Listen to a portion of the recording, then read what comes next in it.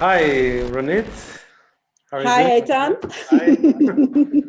Hi. Yeah, so we decided to meet today and talk about the future of societies and artificial intelligence. So, yeah, maybe first we'll introduce ourselves. So, my name is Eitan. I live in Berlin right now, and Still. still.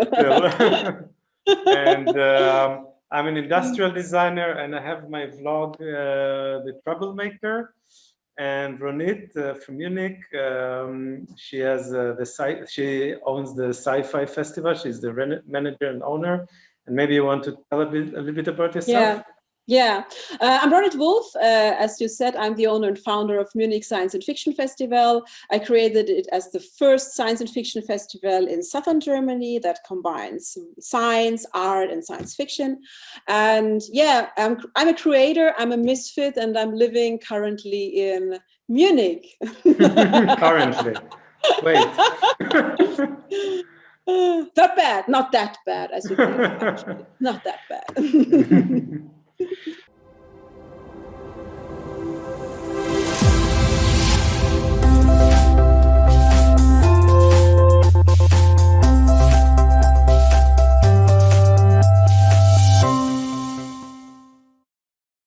We decided to talk about, as I said, about future of societies and artificial intelligence, and we make some assumptions. So let's say in certain amount of years, the artificial intelligence plus machines are combined into a very, very smart system that can basically sustain itself and humans, meaning it can do everything from providing all the energy, all the food, medicine, all the services that humans need without the need for humans to do anything about this. A little bit like in the situation of the movie WALL-E, where humans are basically just living their life. But in our case, artificial intelligence still did not develop self-awareness. So it does everything for the humans like a machine, but it's not asking for something in return. And this is what we wanted to discuss today. Right. Exactly. So we have a situation now, we have 10 billion people on this planet, and none of them has to do anything to survive. So they just have free time. And what do you think will they do? Will they do with their time? I think it's interesting to see at the moment that the people have to learn to get along with themselves and have to relearn what to do. And I think there will be a new way of pronouncing the word hobby. I think maybe this will be interesting in future, because when you have enough time, you can do whatever you love, whatever you like, and you can act on your highest passion, on what you really love to do, not only your job, but doing that what you primarily do for your hobby. And when you're switching that over and think about, okay, what would happen when I made my hobby the entire day or the entire week? What would happen to a person like that? So I think this would be a complete new definition of a human being, of free time, when people work on and live on their highest passion. I think that would be maybe get a more healthier society, healthier people, more lucky people, more happy people, I could imagine. But to learn that would be interesting, how the people learning that, how they make this jump to, okay, I'm all right with that. I can do whatever I like, and I'm allowed doing whatever I like. That will be interesting. That will definitely be interesting. And the question is also, why would people need each other? So today Yeah, we go yeah. to a doctor, we go to a bookseller, and doctors, for example, would probably be unnecessary, because even today already we have a situation where artificial intelligence can detect cancer even better than humans. Yeah. And there will definitely be robots that are more precise than humans and never get stressed. So even, a situation when a patient is becoming critical situation, the robot just continues. It doesn't get Yeah. stressed. Yeah. So I why would would ask people? Hmm? Yeah, I would ask the counter question, why not? So people are always together with someone. So you are connected to human beings, all right, but you could also make a connection to the cosmos, to animals, to plants. So I think every human being is standing in a connection to something. That does not necessarily have to mean it is another person. So it can also be like a spiritual entity or a kind of yeah, animal or loving thing that people have around them. Maybe in Yeah, future. Maybe also a robot that is emotional, intelligent. yeah. So I guess robots would be emotional intelligent. Well, I think that, for example, people would like to do things with other people just because they are people, they're not machines. Although a Yeah, little bit yeah, like diamonds. So today we have artificial diamonds, which are basically have a much higher quality of the structure and purity than natural yeah. diamonds, but still their value is lower because they're not interesting. They're very mechanical, and people prefer the natural ones, which are imperfect. Yeah, I think that's it. I think the imperfection is the fact that we make mistakes, that we're joking, that we're ironic, that we're coming up with stuff a machine maybe doesn't understand at the beginning. So the question is, how developed will such an artificial intelligence be? Well, it's a Turing test in a way. When the artificial intelligence or the robots or androids or you name it getting so intelligent that you can't distinguish between human being and the robot, then it's getting really interesting. Yeah, I know there have been quite a few researchers about this topic. Yeah, I think, as we said about, we spoke about imperfection. Like, for example, I'm pretty sure there would be machines that could give you amazing massage, but people would prefer to go to a real human therapist because it's a real human touching another human. yeah, Or if I'm thinking about art performance, machines could do really good art, but still people would look for something that was even less good yeah. than what machines could do because it was made by humans. Maybe it Yeah, comes out on a kind of event base. You never know what people yeah. like. Yeah, I think people will have to develop some kind of situation where they actually do what they love to do. yeah, They won't have other things to do yeah. because they don't have to survive. So they will actually have to get used to the situation when they can just learn, maybe develop self-development, and I think it could be an Maybe, opportunity. yeah, maybe we need to develop the courage to act on our highest passion, to act on that what we really really love. And I have the impression that people are not that courageous at the moment because they think, oh, what will happen when I'm getting an artist, or what will happen when I just care about horses because I love horses. I think there's something missing at the moment. Okay, let's say now we don't have to do anything, and we get what we need from the machine. Similar to the universe at Star Trek. So they have a Mm. replicator where they can receive everything that they need. They always have abundance. Will it create some kind of a sort of a new type of artificial communism? Because machines will provide everybody what they need, no more, no less. So it could create a potential situation of perfect equality.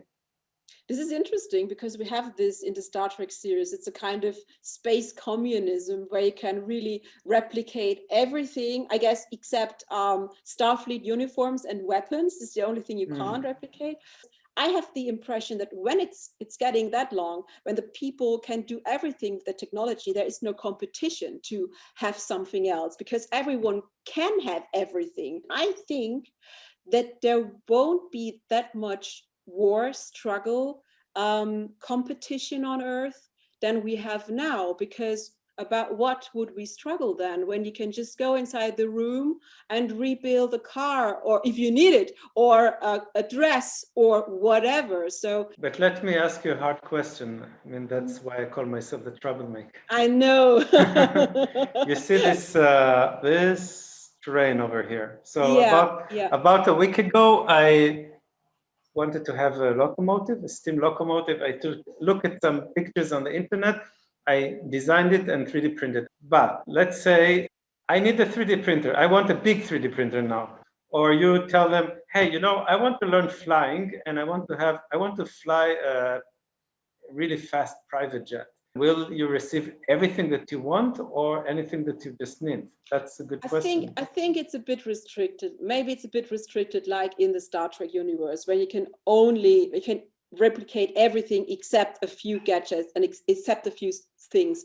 But I think at the end, it's a question of resources. Maybe when you're on Mars and you have this 3D printer, or on the moon, and they can print out of the regolith of the ground lying around stuff. It's the question, if a human being is so egocentric that the human being needs an airplane, or the human being needs that stuff anymore. Maybe we can beam people from this place to another, and then it doesn't need an airplane, or it doesn't need a Porsche or whatever. It's this kind of question won't be asked in the future, because you have other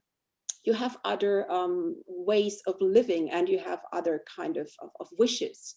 So speaking of abundance and wars that you mentioned, many people go to war because they fight for resources. Our brain is 10,000 years old. Today, we're sort of, if we're comparing those two things, we're monkeys with nuclear weapons. 20 years after the invention of the nuclear weapon, the world was almost on the brink of nuclear war. There will still be envy, although there should be some kind of equality. Will there still be wars? People find reason to fight each other, although they have absolutely no threat to each other, because I think actually, when you have more time for self-development, my question would be, is there also that much aggression then, when you have time for yourself and self-development, and when you can just live for the purpose of creation and for the purpose of living? For me, is the question, why should people have war when they have everything? So maybe they create something different. Maybe they make war as a kind of game, that they playing games in duplicating war situations or something. I would like to ask you another question. We're speaking of war. What about government? We see that if we look at history, humans usually started from very small kingdoms, and then they created countries, and then they created civilizations. In the middle of the 20th century, they created the United Nations, where they tried to create some kind of planetary government. What would happen when right now we're in a situation when machines are providing us with everything? Will they also create a new kind of government? Yeah, that's an interesting question, because the question is also, do we define ourselves then afterwards in a nation? Are we feeling like we are, I don't know, English people or Israeli people or German people? Will it be like that? Or do we just move to a kind of state where everything is decentralized, because you have this kind of caretaker, like artificial intelligence, who takes care for everything, and then the people are free to go, and they don't have a kind of mayor or boss of a united federation of planets? I can only imagine a kind of base democracy. So I would imagine a kind of decentralized grouping, maybe ruled by people who are ever changing, like that we have kind of rulers or heads or speaker. I really imagine a kind of like turning back to village situation, but a really high-tech village, like in the solar punk novels, something like that. We can see it at the moment a bit with the pandemic, what happened, that a lot of people going back, buying at their local food stores, buying at their local gardeners, and they're coming back to this local stuff and to these local merchants. And I could imagine that something like that will happen again in the future. Yeah, that's an interesting idea. That because if you think about it, the idea of nuclear family that we have today is relatively new. Most of the time, humans lived in tribes where everybody took care of everybody, because there was no alternative. A couple could not, in the old days, take care of their children because they have to go to work. If not, everybody dies. Yeah, so this is also super interesting, the relationships between people. I think that will dramatically change, because you see it now. That leads me to this question about spirituality. I think spirituality, in a way, is just a kind of mindset. You're moving into another mindset, and for me, it's independent from religion. Religion is an institutional agenda. There is someone like a pope over there, or like a head of the religion. Because there's also a question of what is spiritual. Is it okay when spirituality is fixed with some technology? I think these are super interesting questions at the moment. Yeah.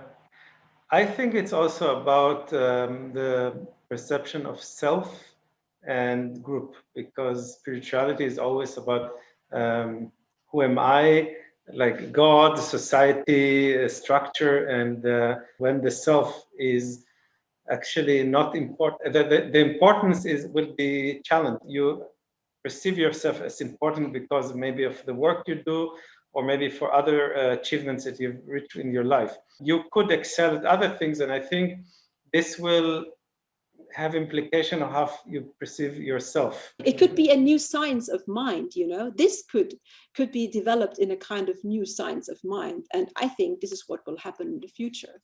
I think already we see that technology is starting to affect spirituality. On one hand, you have this trend of adopting technology, and then you have the other stream that say, "Hey, I want some distance. It's too much. I'm losing myself." And look what the technology at the moment is doing with us, and we are totally connected in a way the entire time to the world, and we're not disconnected, but we're also disconnected because we're not real in physical there. One more question. Now we speak in English because our audience is from all over the world. English has become, for historical reason, some kind of an international language. Obviously, things are going to change. In this future, where the machines are becoming a universal thing, a universal entity, will machines learn to adapt itself to local languages, or the machines will slowly develop its own language, and humans will actually adapt this and start to use this language? That's a super interesting question. And when you said it with English, it's an understatement language at the moment, because it's the only language we're all talking, and we are teaching our Alexas and our Googles with this language. I could imagine that when we teach the Alexas, that there is a kind of slang, like a kind of slang also in these technical gadgets. I could imagine that, because we are talking to these machines like we're talking to you or to anyone else. So in a way, we educate them. And why shouldn't they talk like us? And why shouldn't they develop that language more and more in a way that they have a kind of slang at the end? I can imagine something like that. There's just a quicker language made out of a lot of shortened words and other languages as well, maybe. I read this interesting article where they realized that mostly among young people, using a full stop at the end of the sentence is considered to be rude, because it's sort of unnecessary. It makes everything faster. And when you write with dots, with full stops, you're becoming very formal. And being formal is actually not friendly. No, it's not natural. It's not authentic in a way, and then it's not friendly, because you think, is this a robot I'm talking with, or what is wrong with him or her? This is right. It's also the question how you talk to Alexa in a way. Are you friendly? Are you angry? That would be interesting. I would really like to see one of those systems to develop their own slang. That could be a very interesting thing. This discussion can continue forever because there's so many aspects, and I think we didn't even cover everything we wanted to talk about. It's endless. It's actually endless. But we have our blog, you and me, we have our blog, and we can put a lot of episodes inside. And of course, we are both very happy to see the comments of what our viewers are thinking about it. I'm pretty sure every person could give at least 5 more ideas about how society could change because of artificial intelligence. Yeah, hopefully, because we need a lot of utopias and a lot of new utopias to develop the world and the future. Yeah. Okay, so it was a pleasure as always. For me as well. And yeah, I guess I'll see you again on another video chat. about some Or in topic. Munich the Or in next Munich, time. or in Munich. Yeah. Thanks a lot, Eitan. It was All a right. pleasure. Thank you. Bye-bye.